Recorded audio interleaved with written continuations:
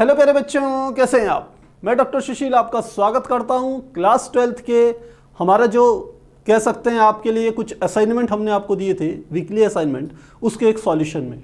आपको ध्यान हो तो चैप्टर 1 से संबंधित हमने कुछ प्रश्न आपके सामने रखे थे। बहुत से बच्चों के इस संदर्भ में फ़ोन आए, मैसेज आए कि सर काफ़ी सारे प्रश्न हमने हल कर लिए हैं, लेकिन हम देखना चाहते हैं कि उसके सॉल्यूशन हमारे सही है कि नहीं है। तो आज हम आपको वीकली असाइनमेंट फर्स्ट के सॉल्यूशन करवा रहे हैं और स्पेशली इसमें बच्चों की ज़्यादा क्यूरियोसिटी एक प्रश्न से संबंधित थी कि सर वो प्रश्न कैसे हल होगा। तो आज करेंगे वीकली असाइनमेंट फर्स्ट का, सॉल्व करेंगे उसको। और क्या था वो इस प्रकार से था, ये हमारे पास कुल मिला के 6 प्रश्न आपके सामने दिए हुए थे और इसमें सबसे ज़्यादा जो प्रॉब्लम आ रही थी बच्चों को, ये लास्ट वाले प्रश्न में आ रही थी। एक इसमें आ रही थी और एक इसमें आ रही थी क्वेश्चन नंबर 2 पे। तो आज सभी प्रश्नों को आपके सामने हल करवा रहे हैं। तो यदि आप भी इनके सॉल्यूशन देखना चाहते हैं तो वीडियो में बने रहें।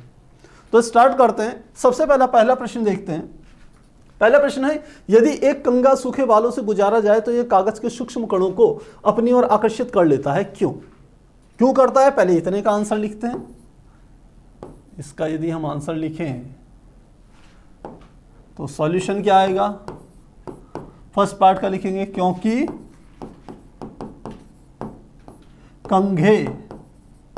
कंघे तथा सूखे बालों में घर्षण के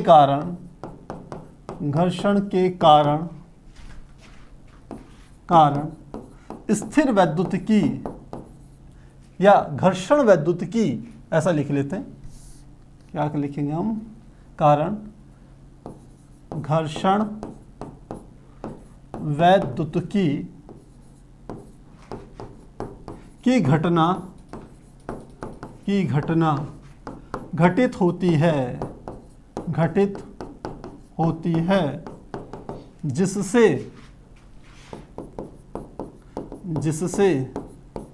दोनों के मध्य आवेश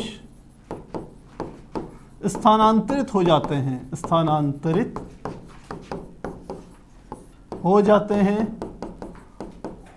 हैं और कंघा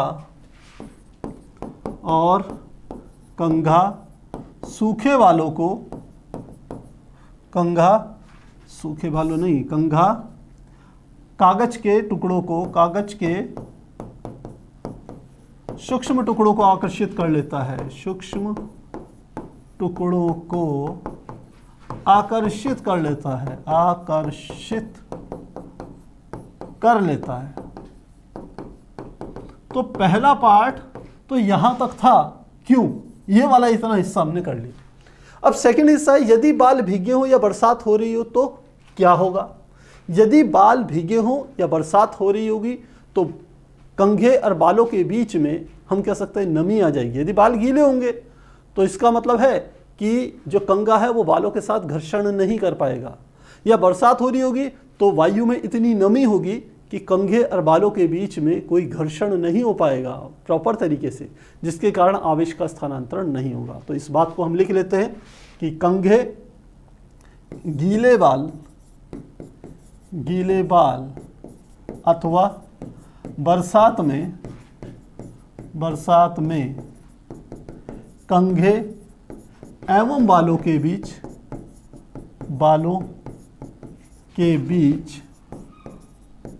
घर्षण घट जाता है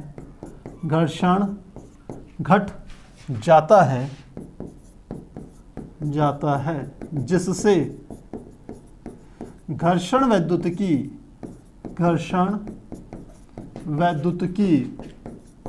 की घटना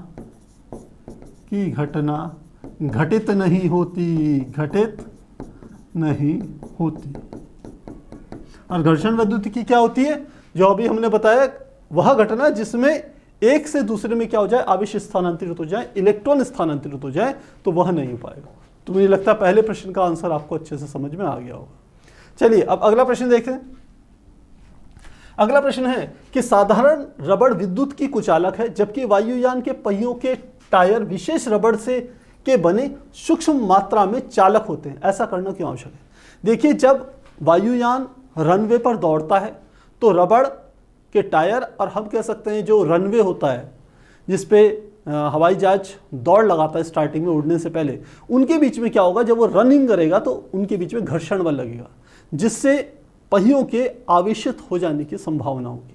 तो यदि वहीं पर हम क्या करें कि पहियों में रबड़ में थोड़ा सा चालक मिला दें तो वह चालक क्या करेगा, टायर के समस्त आवेश को जमीन के संपर्क में जब आएगा, क्योंकि टायर जमीन पर ही घूमेगा, तो वो क्या करेगा, सारा आवेश जमीन को स्थानांतरित कर देगा जिससे टायर उच्च आवेश को संचित नहीं कर पाएंगे और हवाई जहाज हम कहेंगे सुरक्षित रहेगा।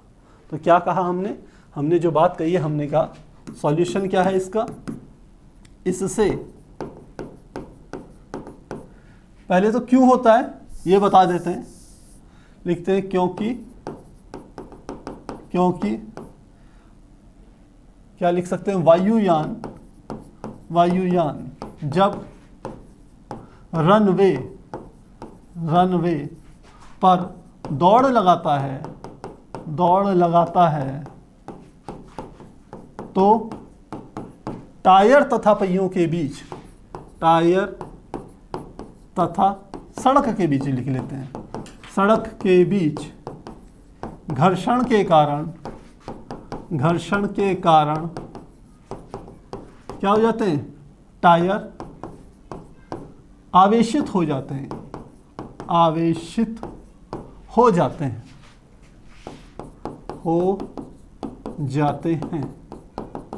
तो यदि आप टायरों में चालक का कुछ मात्रा नहीं मिलाएंगे तो पूरे टायर क्या हो जाएंगे, आवेशित हो जाएंगे।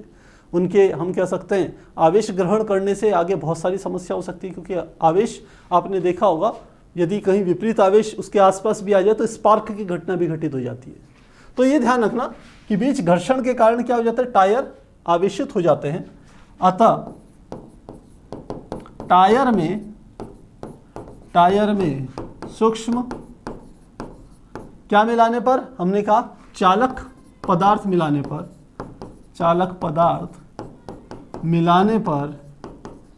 मिलाने पर इन चालकों के द्वारा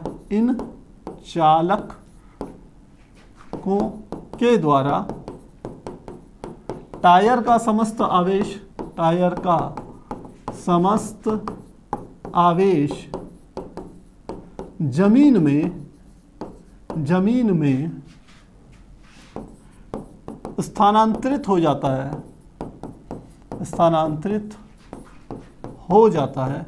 इन चालकों क्या है, टायर का अतिरिक्त, यहां पर अतिरिक्त शब्द और जोड़ लेंगे, अतिरिक्त मतलब जो घर्षण से उत्पन्न हुआ है, टायर और सड़क के बीच घर्षण से जो अतिरिक्त आवेश आया है वह अतिरिक्त समस्त आवेश जमीन में स्थानांतरित हो जाता है, जिससे टायरों पर कोई आवेश संचित नहीं हो पाता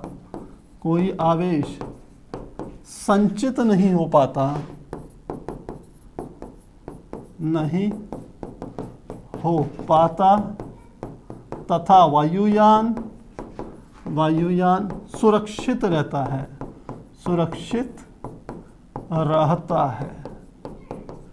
तो प्यारे बच्चों, मुझे लगता है ये चीज आपकी होगी क्लियर। तो सेकंड क्वेश्चन भी हमारा हो गया पूरा। अब चलते हैं थर्ड की तरफ। थर्ड है, एक पॉलिथीन के टुकड़े को ऊन से रगड़ने पर उस पर 3 × 10⁻⁷ कूलाम का ऋण आवेश आ जाता है। इस प्रक्रिया में कितने इलेक्ट्रॉन स्थानांतरित हुए, क्या इसमें द्रव्यमान भी स्थानांतरित हुआ? 2 प्रश्न है। पहला, कितने इलेक्ट्रॉन स्थानांतरित हुए यह निकालते हैं। तो हम इसको करते हैं। हमने कहा क्या दे दिया हमें, Q का मान दे दिया 3 × 10⁻⁷। कितने इलेक्ट्रॉन स्थानांतरित हुए, कितने शब्द का अर्थ हमें n का मान ज्ञात करना है, जबकि E का मान हमें पता है 1.6 × 10⁻⁻19 कूलाम के बराबर होता है। कौन सा फार्मूला लगाएंगे, Q बराबर हमारा होता है n E के। तो यहाँ n बराबर आ जाएगा Q/E। Q का मान कितना है, 3 × 10⁻⁷, 3 × 10⁻⁷ बटे E का मान है 1.6 × 10⁻⁻19।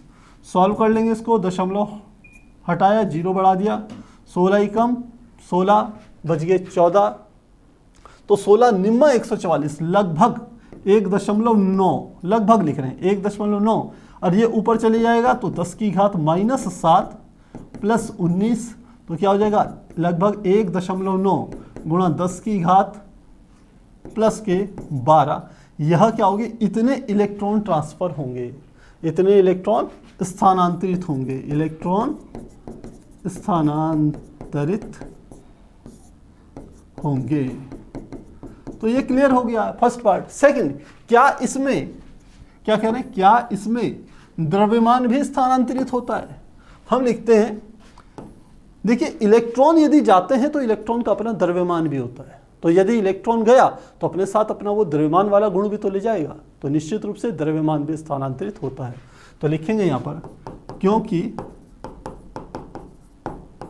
इलेक्ट्रॉन क्योंकि एक इलेक्ट्रॉन पर 9.1 10⁻³ kg द्रव्यमान रहता है, अतः इलेक्ट्रॉन स्थानांतरित होने से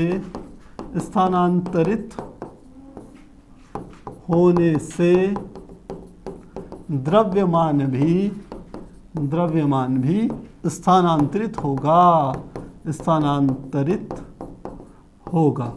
इसका अर्थ है कि जिस पदार्थ से इलेक्ट्रॉन निकलेंगे उसके द्रव्यमान में कमी आएगी, और जो पदार्थ इलेक्ट्रॉनों को ग्रहण करेगा उसके द्रव्यमान में वृद्धि होगी। हालांकि इलेक्ट्रॉन का द्रव्यमान होता बहुत छोटा है, लेकिन यदि माइक्रोस्कोपिक लेवल पे जाकर के देखें, सब एटॉमिक पार्टिकल्स के बारे में ही विचार करें, तो उस हिसाब से देखें तो निश्चित रूप से द्रव्यमान में भी अंतर आएगा।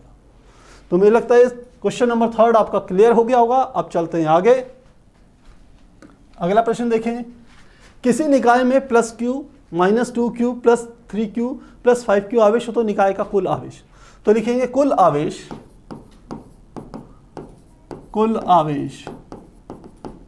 निकाय का कुल आवेश आप जानते हैं, इसे समेशन q से रिप्रेजेंट करते हैं, और यह बराबर होगा q1 + q2 + q3 + ... so on.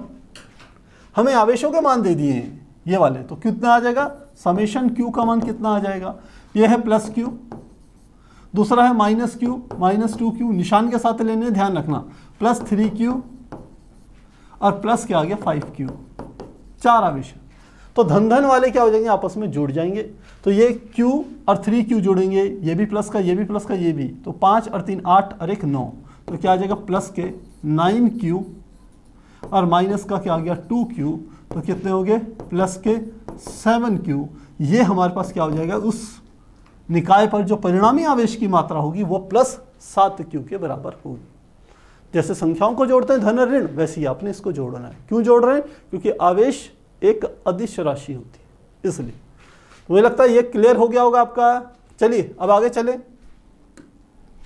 अगला प्रश्न है, एक सिक्के से कितने इलेक्ट्रॉन निकाले जाएं कि उस पर 10⁻⁷ कूलाम का आवेश आ जाए। तो इसको कैसे करना है, देखिए 10⁻⁷ कूलाम का क्या कहा इन्होंने, आवेश आ जाए, तो आवेश का मतलब इन्होंने q की वैल्यू दे दी 10⁻⁷ कूलाम, इतना दे दिया।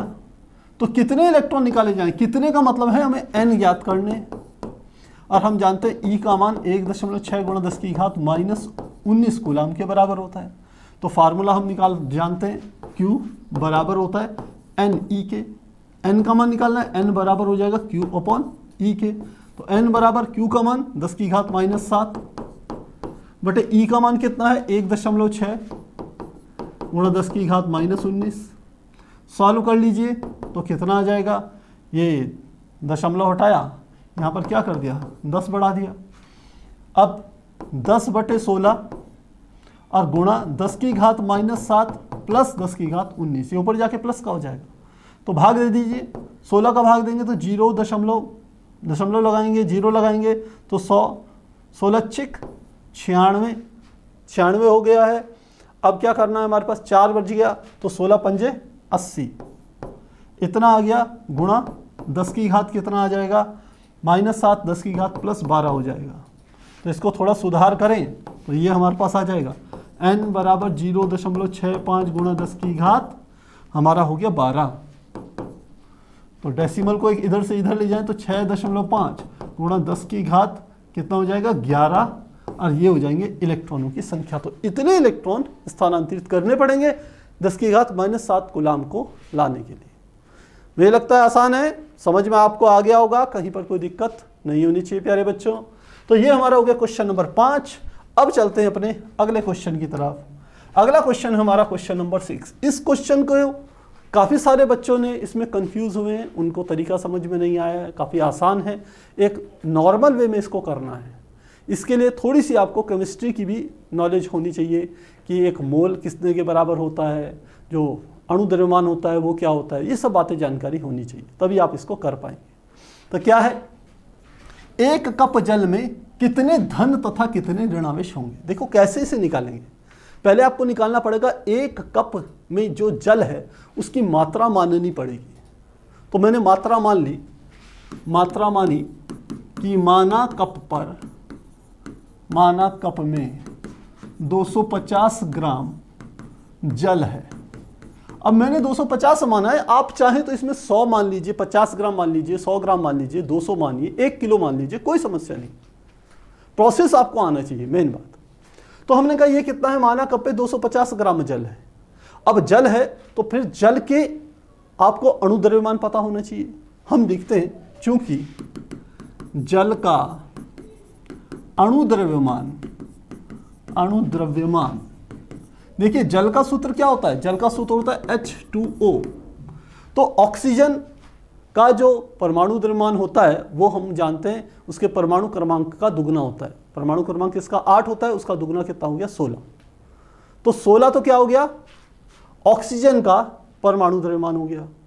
और हाइड्रोजन का परमाणु द्रव्यमान होता है 1। तो हाइड्रोजन के यहाँ कितने हैं, 2 परमाणु हैं, तो हाइड्रोजन का परमाणु द्रव्यमान हो गया 2। और ऑक्सीजन के कितने हो गए 16। तो टोटल कितने हो गए 2 + 16 यानी कि कितने हो गए 18। अब ये 18 को हम ग्राम ले लेते हैं। किस में ले लेते हैं, ग्राम।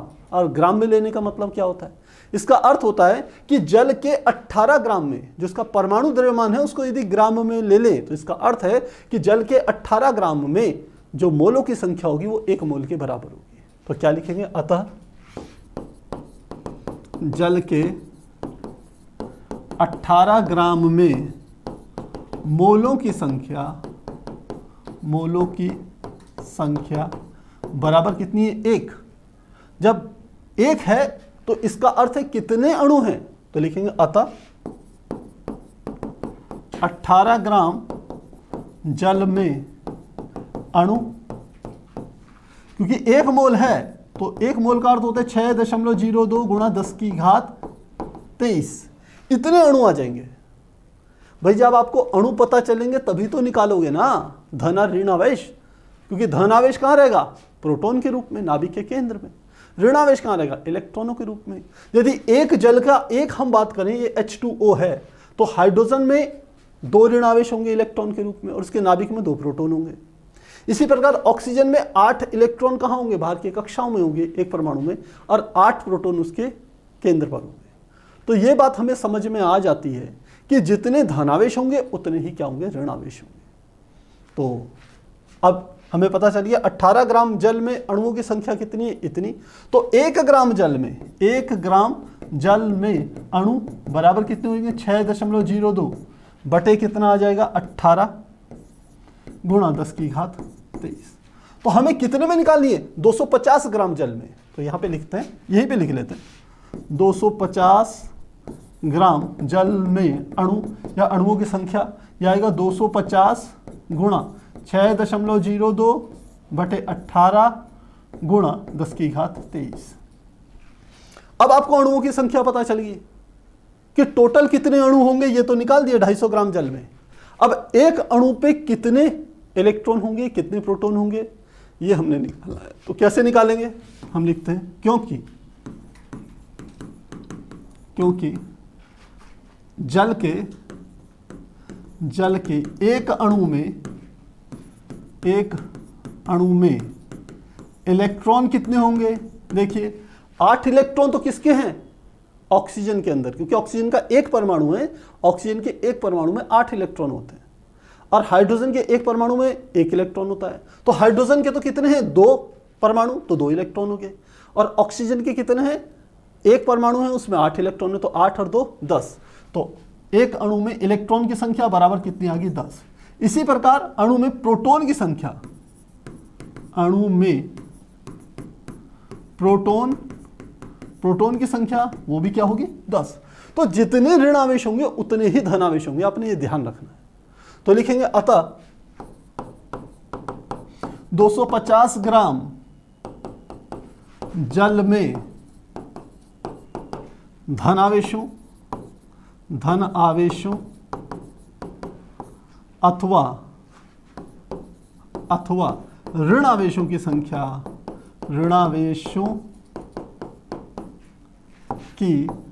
संख्या, बराबर कितनी हो जाएगी, इस वाले संख्या में आपने 10 की गुणा कर देनी है बस।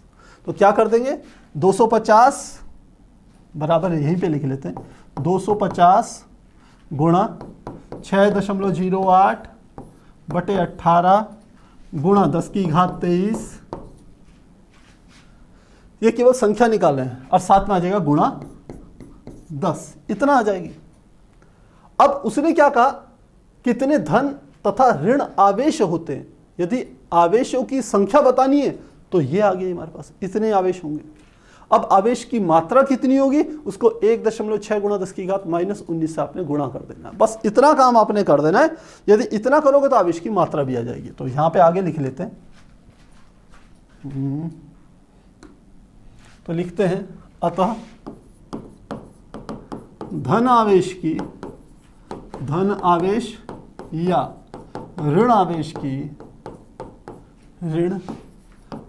की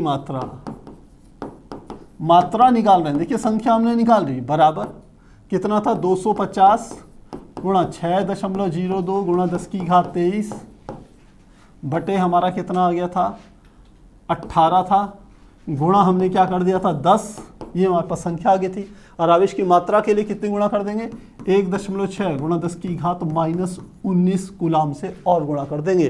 तो ये पूरी संख्या आपकी इसमें बदल जाएगी, कूलाम में बदल जाएगी। अब आप जब इसे सॉल्व करेंगे तो सॉल्व करने के बाद आपका जो मान निकल के आएगा 1.34 गुणा 10 की घात 7 कूलाम के बराबर होगा। 10 की घात 7 कूलाम के बराबर हो जाएगा। देखिए 10 की घात 23 है, 10 की घात 19 है, तो सीधे सीधे आप देख रहे हो 10 की घात 4 का अंतर तो यही आ गया। बाकी ऊपर 250, 6, 10 की घात 4 और एक ही होगी 10 की घात 5। जब इसको सॉल्व करोगे 10 की घात 2 और मिल जाएगा और ये टोटल आपका मान इतना आ जाएगा। तो इस तरीके से प्यारे बच्चों ऐसी थीम के अनुसार आपने करना है। कभी भी आपको ऐसा क्वेश्चन दे दे तो आपको द्रव का यदि दे रखा है तो आपको उसका सबसे पहले द्रव्यमान संख्या ज्ञात होनी चाहिए, फिर उसके किस में कन्वर्ट करना है, उसे ग्राम में कन्वर्ट करना है। तो ग्राम में वो किसके बराबर होगी, 1 मोल के बराबर होगी। 1 मोल 6.02 गुणा 10 की घात 23 अणुओं के बराबर होगा। इस तरीके से इसको सिस्टमेटिक तरीके से सॉल्व करना। तो प्यारे बच्चों मुझे लगता है इसका सॉल्यूशन अच्छे से समझ में आ गया होगा। यदि समझ में आ गया होगा तो वीडियो को लाइक कीजिएगा। मिलते हैं नेक्स्ट क्लास में अगले सॉल्यूशन के साथ, तब तक के लिए गुड बाय।